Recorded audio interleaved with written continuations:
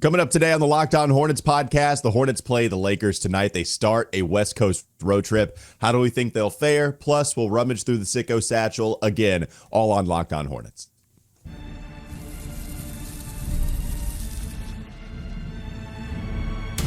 You are Locked On Hornets, your daily Charlotte Hornets podcast. Part of the Locked On Podcast Network, your team every day. In a minute, cuz we live.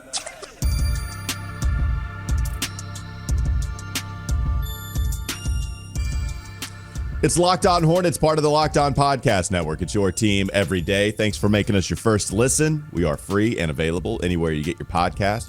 And that includes YouTube, where you can see me in an NBA hoodie and you can see Doug just looking fresh to death. Mock next season, turtleneck season. It's here, folks. And Locked On Hornets is embracing it. It was my outfit of choice with my television hit. It is Doug's outfit of choice. He's got the hair rolling back. Doug, I'm just telling you, you look good, my man. You look real good. Well, I appreciate it. It's all because of this Hornets win. I mean, it just completely changed my life, changed my outlook, changed my attitude. I'm all in. I'm all in on the Hornets right now, and I had to dress to impress.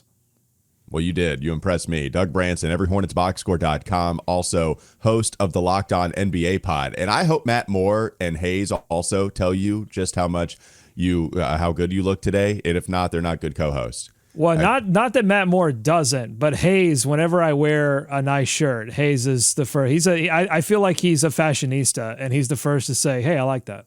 Hayes a cool cat. I got to do one show with him. But just with that one show, you could tell he's a cool dude. I'm Walker Mehl. Listen to me, WFNZ, every weekday from 12 to 3 p.m. And, of course, we got to get to the responsibilities on this show. This episode is brought to you by Game Time, and you can download the Game Time app. I just botched that completely. I'm sorry. Hold on one second. This episode is brought to you by Game Time. Game Time? The people rely on that, Doug. I'm not kidding. I've had multiple people. I know you see it in the YouTube comment section, but I've had multiple people come up to me and say, Game Time is a thing. And, oh, man, somebody came up to me right before that hit on Monday against the Rockets a couple weeks back, and they talked about how, like, Game Time is a thing for them. Anyways, I'm sorry for botching that. We appreciate Game Time for sponsoring the show, and you can use code LOCKEDONNBA for $20 off your first purchase when you create an account on the Game Time app. Plus, I want to tell you we have a Locked On Hornets newsletter introducing the Locked On Hornets daily newsletter, one-stop shop for all of your latest Locked On Hornets coverage. Doug Branson is the one that writes it, and that's lockedondaily.com that you could visit. Start your day with the all-new free Locked On Hornets newsletter. All right, Doug, Hornets play the Lakers. At least they're scheduled to play the Lakers tonight. 10:30 tip, but of course, of the devastating wildfires happening in the LA area, we're not exactly sure if this game is going to take place tonight or if they're going to have to reschedule it. I saw Shams on NBA Today yesterday discussing that the league is in constant contact with both the Lakers and the Hornets about whether this game is going to go as planned. But still, again, if anybody has been watching the news, you can see the devastating wildfires that have actually forced J.J. Redick out of his home, if I'm not mistaken, because he had to evacuate with everything going on. We know Kawhi Leonard, the Clippers, are also on the Hornets schedule for this 5-game road trip. Kawhi Leonard is tending to family right now in times of need with the wildfires going on over there as well. So that's the first thing. Just, hopefully everything, this obviously all comes secondary. If they do play the game tonight, hopefully that means that everybody is safe enough. But we just don't know. So I guess we'll see what happens real late here on the East Coast. Yeah, well, they've already canceled a hockey game that I think was supposed to take place at the Staples Center, a Kings game, I believe. But I guess it's all about the winds, which way the winds are blowing, and the air quality and all of this stuff. I would just say don't play the game. Really, I mean, there's just a lot of serious stuff going on there. Yeah, like I don't see that there's any need to put any fans in danger of breathing something they shouldn't, of players. Like let's hold off and let all this stuff get figured out. But that's not my job. It's up to Adam Silver to make that call. Well, and I guess I just mentioned the Clippers game. So they play the Lakers tonight, and then, of course, they'll play the Clippers on Saturday. So I'm not even sure where we'll be on Saturday. The Clippers are not in the same arena anymore, but even still, it's still in the LA area. So who knows what's going to happen? Okay, if this game does happen, Doug, you got some stats for me. You have some questions for me. How are you looking at this matchup between the Hornets and the Lakers? A Lakers team, by the way, just to let people know, that comes in at 20-16, and they were losing a decent amount. But I don't feel like people have loved JJ Redick's first year here. It's been up and down for him, but they do have a winning record over in the Western Conference. Well, a lot of people have made the observation that, just record-wise, and if you look at the numbers offensively and defensively for this team, it's very similar to when Darvin Ham was coaching. And so that's not really a slight to JJ Redick. It just points to larger roster issues. They changed the coach, but they didn't change the roster. Right. And they did make a trade for Dorian Finney-Smith, and that's made a little bit of a difference, but there's a question now. They've been bringing him off the bench. Do they start him in favor of Rui Hachimura to put a little bit more defense in? But, they don't have enough playmaking. All the playmaking responsibilities seem to be going to LeBron James, and he's 40 years old, so that's a difficult ask for him right now to, also score and play make. There was a really funny play in their last game where he passes it to 4 different guys, and there were some offensive rebounds, so there was some second, third, fourth chances. But he passes it to 4 different guys. Nobody makes a shot. Nobody makes a play. They threaten to turn it over a few times, and finally it comes back to LeBron, and he says, F it, I'm taking it all the way to the hole, and I'm yamming it. And so all the replays on SportsCenter was like, 40-year-old LeBron goes vintage dunk, and I'm like, yeah, but what happened before that? He tried to pass to 4 guys who couldn't make a play. That's right. And that's really what it comes down to with LA right now. Yes, they're 4 games above 500, and they've had some blowout victories where you go, okay, this could be a sneak. They could win a few playoff series. And then they have games where they lose by 20 plus to the Dallas Mavericks without Luka, without Kyrie, and just some embarrassing losses. It's consistency. So what I would say to Hornets fans going into this game is I understand the history with LeBron James and Charlotte, and I know they have Anthony Davis, but that really hasn't meant much to LA.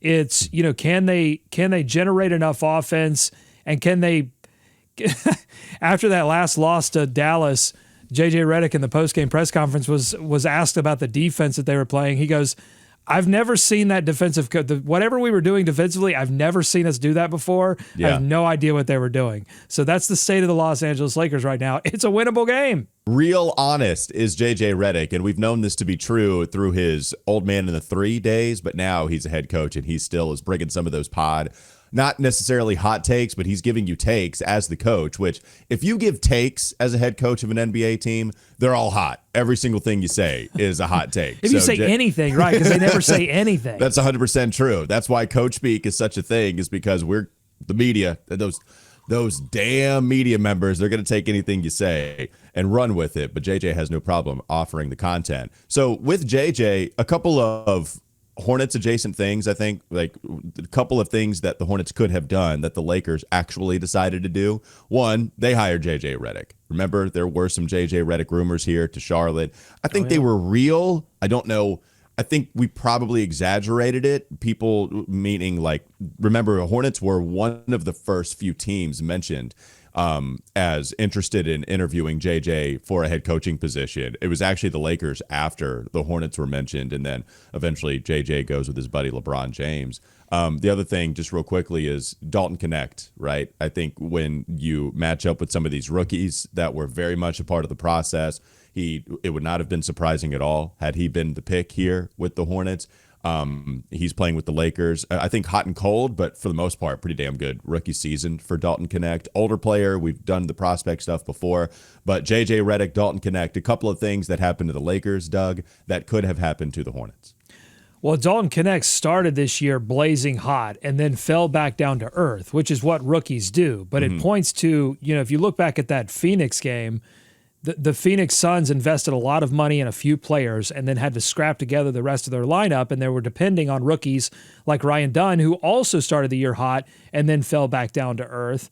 And so the Lakers are doing the same thing. They're paying a lot of money to LeBron James and Anthony Davis, and they had to scrap together a lot of their roster, and they've had some injuries, too, to their center position, so I think that's going to work well for the Hornets, who are not exactly like the most physical team in the world.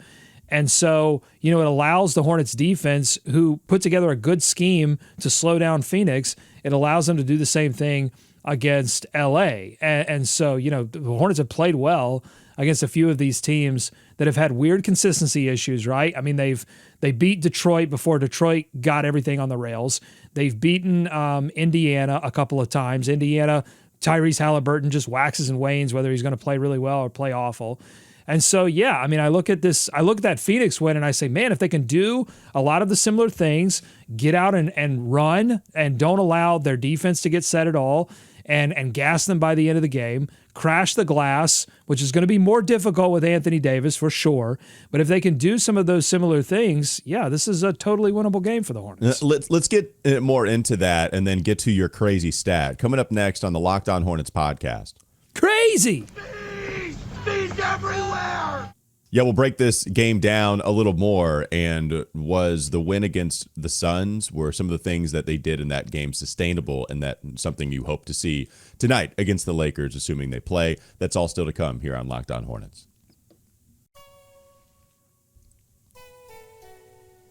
This episode is brought to you by Game Time.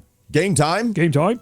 There we go. I love going to live events, whether it's sports, music, theater, comedy, any of those things, man. I love it. And one of my favorite memories was attending a concert just last year. I'm really excited to go to the Kendrick Lamar concert this year. The energy, the excitement, it's unforgettable. Now Game Time has made it even easier to get tickets for your favorite events with their new feature, Game Time Picks. This feature filters out all the fluff to show you only incredible deals on great seats, so you don't have to waste time searching through thousands of tickets anymore. Take the guesswork out of buying tickets with Game Time. Download the Game Time app, create an account, use code LOCKEDONNBA for $20 off your first purchase. Terms apply. Again, create an account, redeem code LOCKEDONNBA.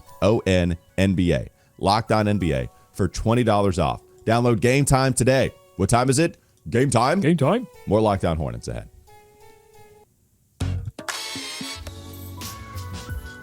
So what I think was exciting for me watching the Hornets beat Phoenix, Doug, and we mentioned this a little bit in yesterday's show, it's that it's not like anything crazy happened for the Hornets to get the victory, right? It's not like they hit 23 of 46 three-point attempts. In fact, they actually weren't shooting the three ball very well at all. Brandon wasn't very good. LaMelo was good in the second half, but in the first half, he missed a decent amount of shots from distance. LaMelo was aggressive, right? He was doing things that you feel like you can copy and paste to each game, and more often than not, be successful doing that. Whatever that was, that's what it feels like. So I'm hoping they can do it against the Lakers. One thing that also has been turned up as of late, I guess meaning within the last 2 weeks or so, it's been their defense. And you've taken note of that, Doug. It's the offense that has been absolutely atrocious, but it's the defense. They've actually ranked pretty high in the league. And that gets to my crazy stat, which is that over the last 2 weeks, the Charlotte Hornets are not the 15th best defense in the NBA. They're not the 10th best defense in the NBA. They're not the 5th best defense in the NBA. No, sir. They are the second best defense in the NBA over the last 2 weeks, which includes 6 games in which they only won one of those games. They are at a 106.6 defensive rating according to Cleaning the Glass. That ranks only behind the Oklahoma City Thunder, which is the best defense in the NBA, period, nonstop, not just over the last 2 weeks. And they have been at 105.4. And in that stretch of 6 games, they've played the Oklahoma City Thunder. They've played the Cleveland Cavaliers. And really, that Cavs game is the only one where they allowed a team to really go off. And then that one, they only scored 115 points. It's not like 120 plus. But, I mean, that's crazy. So Orlando right behind them, Milwaukee, San Antonio, Detroit over the last 2 weeks. And they've gotten their defensive rating overall up to 18th. And if you remember back when they didn't have Mark and LaMelo was That's getting... right. Yeah. I mean, they were bottom of the league. Like, they were last in offense and last in defense, and we were talking about 7-59 Bobcats level of play. Well, the defense is completely turned around, and I think you've got to give some kudos here to the coach, Charles Lee, for getting the defense back to the principles that they started the year with. Well, and you know what? Yeah, maybe a coincidence to some, but you know what happened over the last 2 weeks. Yeah, well, Mark Williams has been playing 20 minutes a game. That was the first time that he played 20 minutes was the time that this sample size starts. But I do think, obviously, you're right. Something that goes into, here we talk about the sustainability. I hope having your true starting five is sustainable. It has not been sustainable over the last 3 years. I saw Miles Bridges in the post-game presser. He was asked about the chemistry between him and LaMelo and Mark and everybody. He's like, man, I can probably count on one hand how many times we've all played on the court at the same time. I think Steve Reed said it's been 3. And Miles was like, yeah, right. Like, that makes sense. It's been 3 freaking games. And so if you just have those guys healthy enough, it does not mean that they're going to win the championship, but it means that you can field a pretty respectable to feisty to, like, dare I say, even good 5, 6, 7-man lineup, especially when Trey Mann comes back.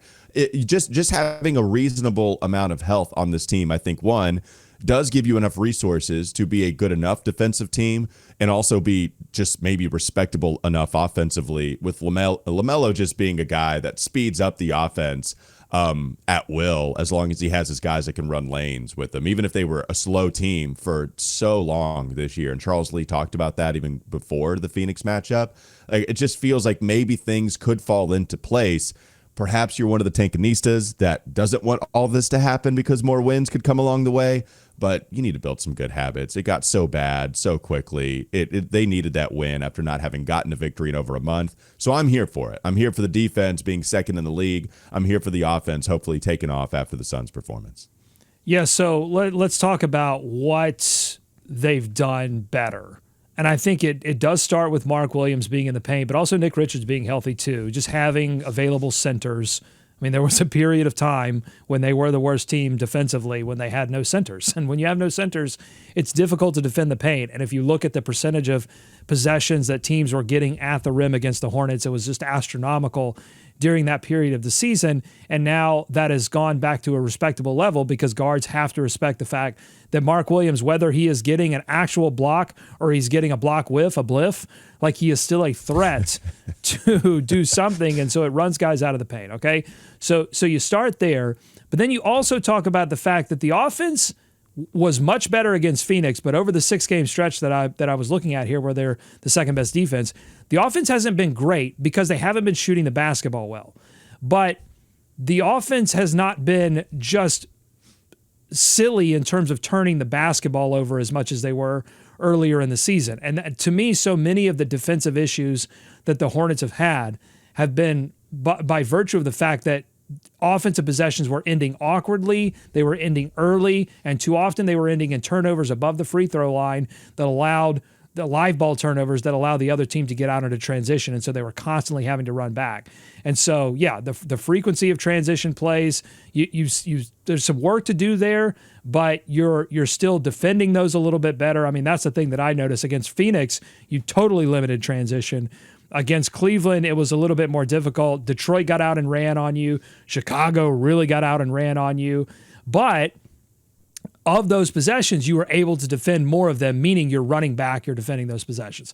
So they're making improvements there, and now it's just like, man, if they could just shoot the basketball a little bit better, if LaMelo's 3 comes back, if Brandon can be functional on offense, if Miles Bridges suddenly remembers how to shoot threes like he did a couple of seasons ago, then yeah, I mean, you've got a chance to win most of these games. Yeah, and I just think last thing here, what's interesting too is just according to Dunks and Threes, there's a lot of really low defensive EPM plus minus. It's actually pretty bad. But when you start to look here recently and you look at the big guys, Nick Richards, Mark Williams, they've actually provided a nice boost for them. As you mentioned, defensively, my point being the advanced stats have actually picked that up too. It's not just the eye test, I think. You start to look at some of the advanced stats that say, yeah, when they're on the floor, they're helping you more often than not. And so it's a big deal to have some centers, and it's something they didn't have outside of Musa Diabaté, who, by the way, you look at Musa's advanced stats defensively and some of his rebounding, just off the charts. Like, God bless that man for helping this Hornets team out as much as possible when Mark and Nick were not in the lineup. I know Musa is tiny. Charles Lee even mentioned that. Like, we can only do so much because he's 6'7", 6'8" out there, but doesn't play like it. And listen, Musa, I'm begging you. I hope the Hornets hold on to him, and I hope that they get him around as many shooting coaches as possible. Like if the storyline next season is Hornets keep Musa Diabaté and now he has a 3-point shot, oh man. Well, I mean, I will be excited. Well, the thing is, I would take, if we're doing over-under, if we're doing stat drafts, I would take the under on 3-point attempts from Musa outside of Heaves for the next 3 years, and I hope I'm dead wrong about that. But I would say the under on just even one organized, set 3-point shot from Musa. At the same time, the thing about that is just even better offense in terms of pick and roll, in terms of can you like put it on the deck and then go dunk it by driving by a bigger dude, which we saw the Rockets game comes to mind again. I mean, how many surprising drives did we have from Musa to where he just slams it home and Eric Collins like, oh, where'd this come from? Okay, Musa. I think even just some of that stuff, because the offense, you're right. Like the spirit of your comment, Doug, you're right. Offensively, very self-aware, hot potato the basketball as soon as he gets the rebound. It's got to go to someone else. But defensively, he means a world of difference. Yeah, coming up, we're going to get to a question from the Sicko Satchel that has a lot to do with this conversation, and it revolves around Grant Williams.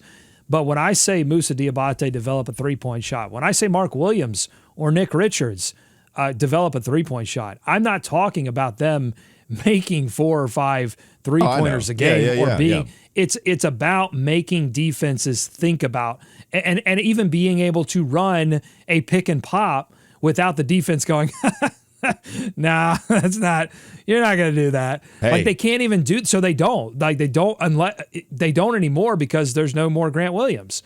And so when you take something that is so deadly in an offense, a pick and pop option, when you just completely rip that out of an offense, that's going to have ripple effects. And so that's why I'd say, man, it would be so exciting to have Musa Diabaté, Mark Williams, Nick Richards, or any big other than Grant Williams next season who can shoot a 3 would be fantastic. All right, we'll dive into that more so. Coming up next on the Locked On Hornets podcast. Bees everywhere! Sicko Satchel time coming up next. Plus, we'll talk about big men shooting threes a little bit more so, because I got to tell you, referencing the stat draft, I think I forced the issue a little bit with the Mark Williams stat that I drafted at the beginning of the season. We'll get to that story coming up next. This episode is brought to you by Rocket RX. If you're ready to boost your confidence and take control in the bedroom, Rocket RX has the solution. Imagine feeling more prepared and performing at your best. Rocket RX makes it simple and stress-free. Rocket RX offers FDA-approved treatments for erectile dysfunction at a lower cost than branded alternatives. No more uncomfortable doctor visits or pharmacy trips. Everything is delivered straight to your door in discreet, plain packaging. With Rocket RX, you'll get trusted care from a real U.S. clinical team, and you can complete a quick 100% online consultation, and you could get your free prescription today. Visit rocketrx.com to get started now, and it only takes 2 minutes. Right now, our listeners can get 40% off your first order when you use code LOCKEDONNBA. That's rocketrx.com. Code LOCKEDONNBA for 40% off your first order. Terms and conditions apply. Rocket RX, better sex made simple. This episode is also brought to you by Ultimate College Basketball HC. Head coach, I want to take a moment to introduce you to the brand new mobile game that I'm really excited about. Ultimate College Basketball HC. If you've ever dreamed of being a college basketball head coach, this is your chance to step into those shoes. Ultimate College Basketball HC. You control every detail of your program, from recruiting players and hiring coaching staff to overseeing training camps, handling NIL deals, and managing scholarships. It's all in your hands. And when it comes to game time, you get to draw up offensive plays and set your strategy. The way you play won't just affect the current season, it'll shape the future of your school's basketball program. It's a game that lets you feel the full weight of what it means to be a head coach and lead your team to glory. Here's a special offer for Locked On NBA listeners. Use promo code LOCKEDONCollegeBasketball, all caps, inside the game store to get a free boost for your program. It's the perfect way to kickstart your coaching career. To download Ultimate College Basketball HC, just visit ultimate-cbb.com or look it up on the app stores. Ultimate College Basketball HC. Begin your coaching legacy today. More Locked On Hornets ahead.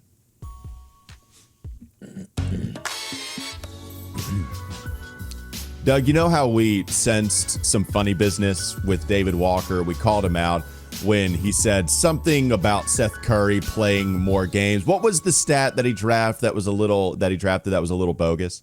Well, that was it. He took the over on games played by Seth Curry, which is like, of course. I mean, he was a midseason trade, so yes. That's right. Because it was like 3 or something. That's right. No, we called. So we feel like he may have cheated the game a little bit in that regard. I will come to you in the confession booth and I will tell you that I feel like I might have cheated a little bit within this stat draft, because one of the stats that I drafted at the beginning of the year was Mark Williams taking at least 1 3-point attempt this season. And it didn't feel like cheating at the time because there wasn't this whole, that includes heaves, that includes half-court buzzer beater attempts off a rebound. No, it had to be within the line. It could be at the end of a shot clock maybe, but it had to be a real 3-point attempt. Well, he took one against Detroit on Friday of last week. Now, the thing as to why I feel like I cheated, Doug, we talked with Mark Williams on Wes and Walker on Friday, and I asked Mark, when are you going to take a 3-pointer this season? And I told him that it's something that we care about. We want to see him take any kind of 3-point attempt. And he said, I don't know, I might take it. I'm not going to just tell you I'm going to take one tonight. I might take one a little bit later on. But I said, look, this is something we keep asking you. This is the second off season, like the third interview where this has been brought up at some point. I'm just saying we would love to see it. And we set up camp. We talked about his 3-point shooting. And then it was that night that he actually took a 3-point attempt. Do you feel like there's some foul play there in that I had some control over my own destiny in the stat draft? Yes, but you at least did it within like some major storyline of the program. Like Okay. it made sense for the narrative of what we were doing. Unlike Seth Curry games played, which is not going to affect anything. Although he is strangely, in terms of just efficient offensive production, he's been better than Miles Bridges, been better than Brandon Miller, been better than, not in raw production, but in efficient production has been him and Daquan. It's so funny. The guys that are used least are the most productive, and the guys that the Hornets have used most this season to try to put the ball in the hoop have not been able to do so very effectively. So that's kind of the story of the Hornets offense. So yeah, I'm a little chapped because I feel like I went for some competitive things and you guys didn't, and that's fine. No, if I lose, I'll have an excuse, and if I win, then it'll look even better. No, I went competitive. I just had a little bit of control, so I became a part of the experiment there. Let's go to the Sicko Satchel question. You said that there was a question pertaining to the conversation we were having last segment. Yeah, Adam asks, how important do you think losing Grant Williams was? I think one of the reasons we are losing all of these under 10-point games is because our mental toughness took a huge hit. Like we are 20 and 30 cumulative points away from being in playoff contention. That's how bad our clutch has been. I think Grant Williams mattered a decent amount to this squad. I think one thing is you just spread everybody out with another shooter, and he was actually shooting pretty well. And that was something that was bona fide with Grant Williams coming in, Doug. It didn't feel like there was this, with PJ, you would have the hot and cold 3-point shooting streak stuff with PJ. There'd be times where he'd just be crazy hot, and there'd be times where he just wasn't making shots from distance. Grant Williams gave you a little more stability. Even if the highs weren't as high, Grant Williams would give you a little more stability and even just some consistency. So I think 3-point shooting from Grant, I think that was a big deal. But also just defensively, man, putting his knee in the hamstrings of these bigs and not allowing them to get any kind of space once they got the basketball. Like if the bigs got position against Grant in the post, then yeah, it was probably over and done with just because Grant isn't tall. But physicality, brought a little attitude, and was, even averaging double-digit points per game. Like this is the only team, the Hornets, that he's averaged at least 10 points or more per game. So I think Grant actually found not only a home here with the Hornets, but he found a home in his original home, having been from the city too. Yeah, it was a huge loss, and not really on the locker room stuff because he's still hanging around. Like he can still give a rah-rah veteran speech to the guys. Like it's a little tougher to do when you're walking around on crutches, but I think he can still provide that element. It's where you feel the loss is on the pick and pop threat, and is in clutch time, not necessarily his shooting, but his ability to pass in the clutch. I mean, he could deliver to Brandon Miller off ball, coming off a screen on the weak side, like he could deliver a pass right in the pocket to Brandon where he could get the shot up quick, in those late game situations. So, yeah, he was super vital to keeping everybody organized in those scenarios, and it's a huge loss. Now, I don't know that I totally agree with Adam that they're 20 to 30 cumulative. Why do I keep adding an A like it's like a fake weird Italian accent when I say cumulative points? I keep saying cumulative points. Anyway, I don't think they're 20 to 30 points away from being in playoff contention, but I think there are deeper problems than just losing Grant Williams, but it was a big loss. Yeah, it was. Grant Williams really had a big role with the Hornets ever since he got traded, and I think they have felt that. But now I think they're starting to adapt just a little bit. Any more questions in the Sicko Satchel you wanted to answer? I'll preview some. We need to get out of here before I offend any other large groups with weird fake with the way accents. You pronounce cumulative. Yeah. Yeah. But I will preview some questions that we will answer tomorrow. We'll definitely get to them if we don't have a game to cover. But we'll still get to most of these. And by the way, join subtext.com/Locked On Hornets. That's where you can join the Sicko Brigade. That's where you can put your questions into the Sicko Satchel. And I guarantee to answer them either on the show or I will answer them one-on-one individually in the chat. What do you think people like more? Questions. What do you think people like more? Do you think they want them to? Do they want you to answer them on the show, or do they want the personal text message sent by the Doug Branson? I think both have advantages. I think there's an intimacy that's involved when we're just texting one-on-one. And there's a cool factor of having it answered in a group setting like this where everybody can hear the answer. So, you get that. You might get a special one-on-one. You never know. Join subtext.com/Locked On Hornets. So I've got a few questions here on trades, on trading Miles Bridges, on starting Tijon Salon.